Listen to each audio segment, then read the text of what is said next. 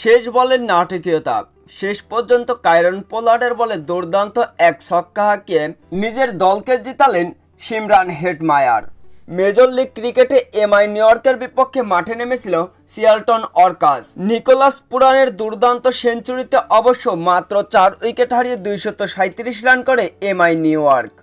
238 রানের লক্ষ্যে ব্যাটিং করতে নেমে সিমরান হেটমায়ারের অবিশ্বাস্য ফিনিশিং এবং শেষ পর্যন্ত কায়রন পোলার্ডের শেষ বলে বিধ্বংসী এক ছক্কা। সিমরান হেটমায়ারের এমন ছক্কা দেখে অবশ্য বোলার নিজেই হতবাক হয়ে গিয়েছিলেন।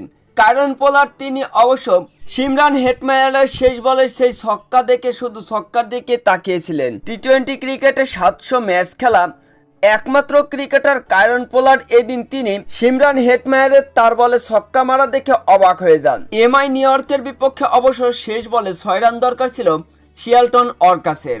বোলিং করেছিলেন কায়রন পোলার্ড এবং ব্যাটসম্যান সিমরান হেটমায়ার। দুই ক্যারিবিয়ান যুদ্ধে নেমেছিল একে অপরের বিপক্ষে।